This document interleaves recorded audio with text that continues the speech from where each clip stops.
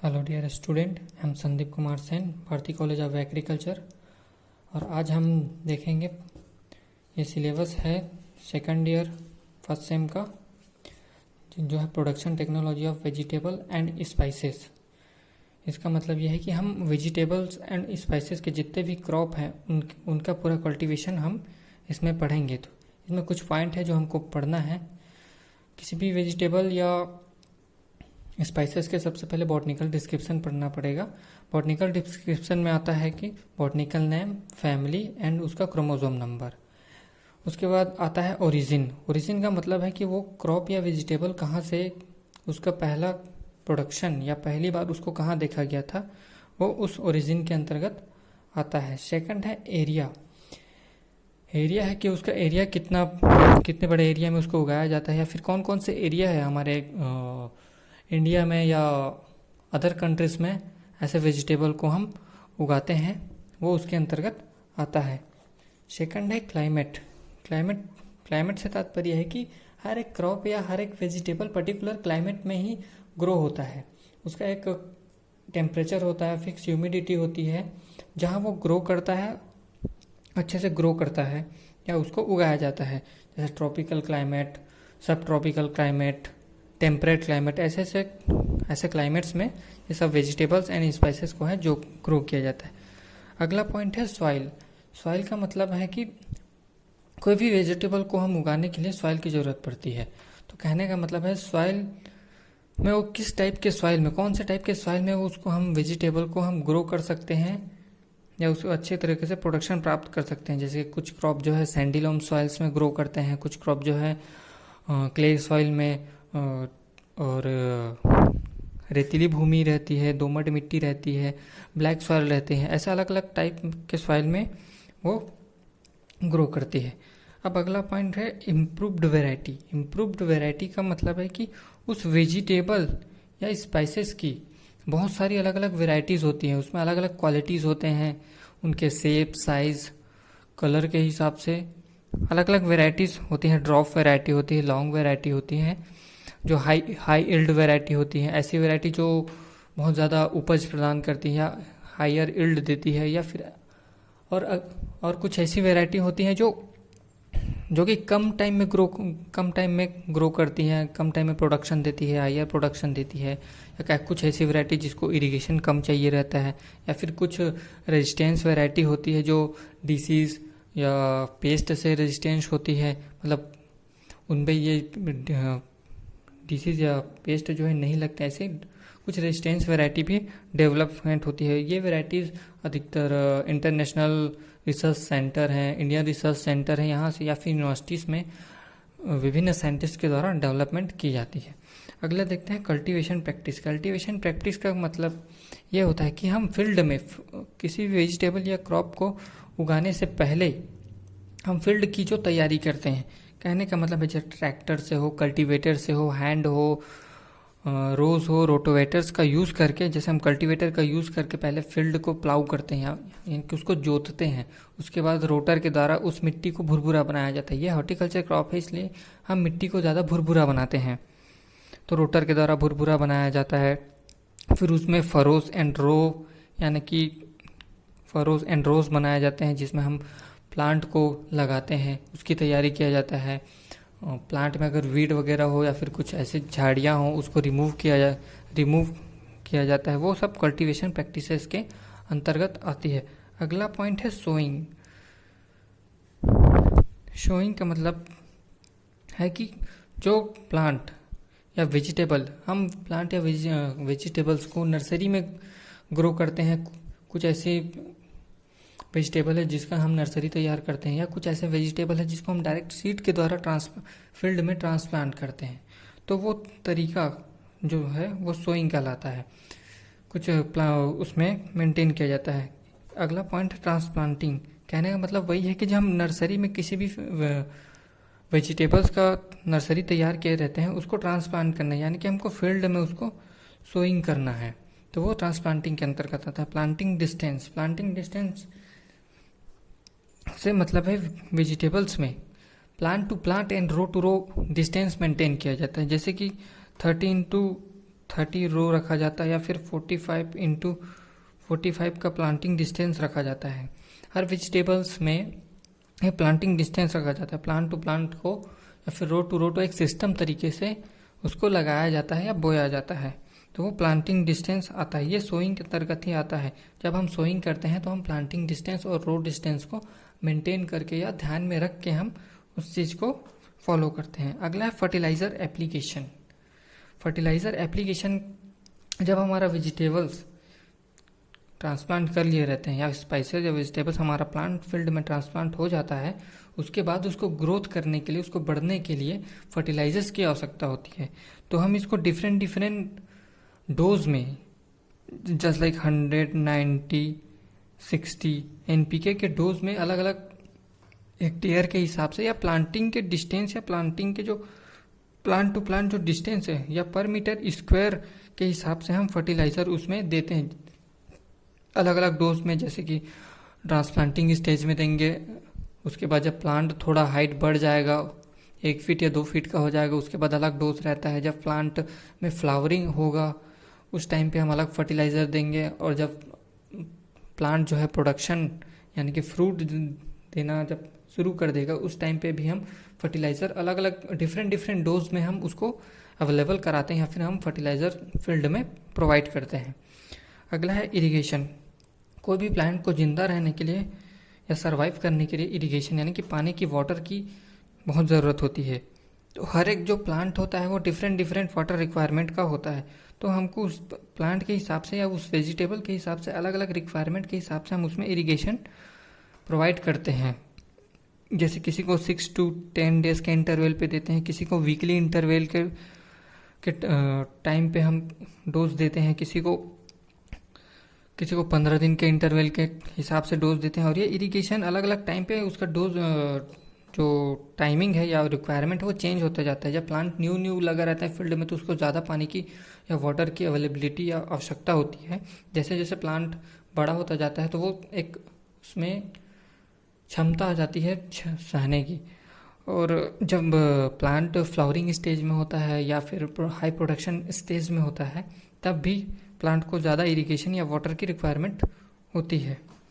अब देखते हैं अगला आता है इसमें वीड मैनेजमेंट। वीड मैनेजमेंट, जब हम प्लांट लगाएंगे फील्ड में प्लांट लगाएंगे तो फर्टिलाइजर्स एप्लीकेशन देंगे या इरिगेशन देंगे तो डिफरेंट टाइप के वीड्स हमारे फील्ड में ग्रो करना स्टार्ट कर देते हैं।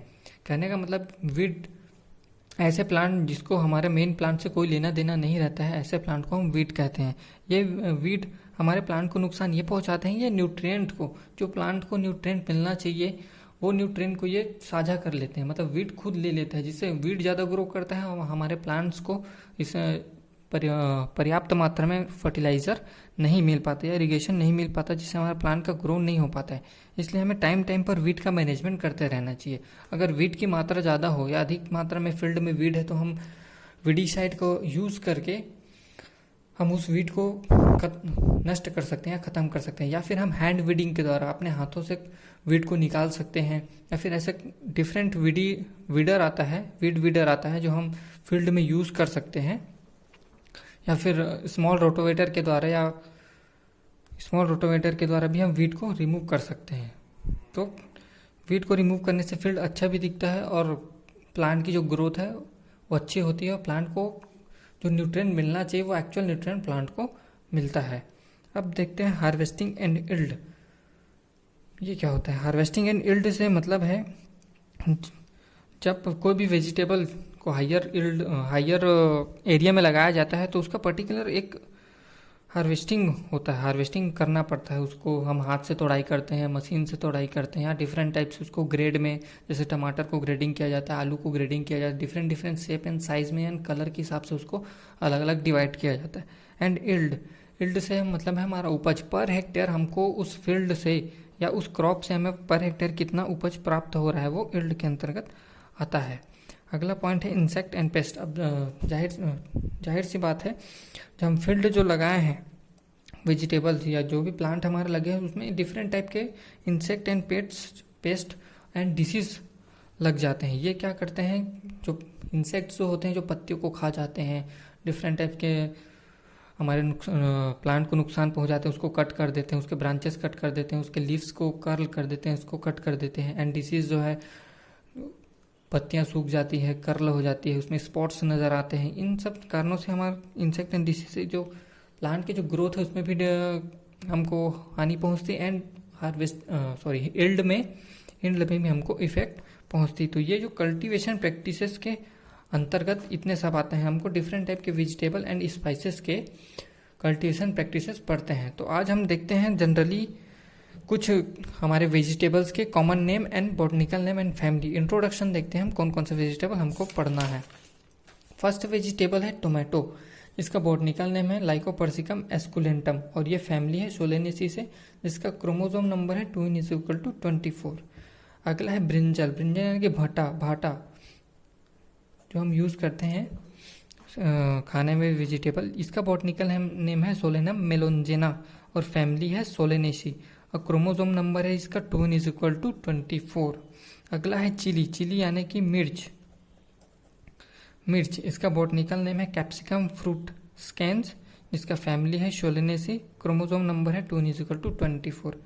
अगला है French bean, same French bean का बॉटनिकल नेम है फैसुलस वल्गेयर, जिसका फैमिली है फेबेसी और क्रोमोसोम नंबर है 2n=22। अगला क्रॉप है पोटैटो, जिसका बॉटनिकल नेम है सोलेनम ट्यूबरोसम, फैमिली है Solanaceae, chromosome number 2n=24। Potato यानी कि आलू। अगला है रेडिश यानी कि मूली, इसका बॉटनिकल नेम है रैफनस सटाइवस, फैमिली है क्रूसीफेरी, क्रोमोसोम नंबर है 2n=18। अगला है कैरोट, गाजर, इसका बॉटनिकल नेम है डैकस कैरोटा, फैमिली है एपिएसी, क्रोमोसोम नंबर 2n=18।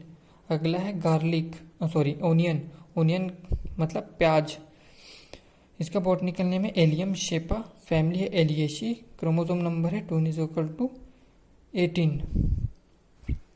अगला है गार्लिक, इसका बॉटनिकल नेम है एलियम सटाइवम, फैमिली है एलियेसी, 2n=16। जो ओनियन एंड गार्लिक है ये बल्ब क्रॉप है, ये बल्ब क्रॉप में आता है, इसका बल्ब हम यूज़ करते हैं। अगला है कॉलीफ्लावर यानी कि फूल गोभी, इसका बॉटनिकल नेम है ब्रेसिका ओलरेसिया, इसका वेराइटी है बोट्राइटिस, ये क्रूसीफेरी फैमिली से बिलोंग करता है, उसका क्रोमोसोम नंबर है 2n=18। अगला है कैबेज का मतलब होता है पत्ता गोभी, जिसकी पत्ती होती है वो वाली गोभी, इसका बॉटनिकल नेम है ब्रेसिका ओलरेसिया और इसका वैरायटी है कैपिटाटा, फैमिली है क्रूसीफेरी और क्रोमोसोम नंबर है 2n=18। अगला है नोल खोल यानी कि गाढ़ गोभी, नमल गोल जिसको बोलते हैं ना, वो नोल खोल, इसका बॉटनिकल नेम है ब्रेसिका ओलरेसिया, वैरायटी है गोनग्योलोट्स, फैमिली है क्रूसीफेरी और क्रोमोसोम नंबर है 2n=18।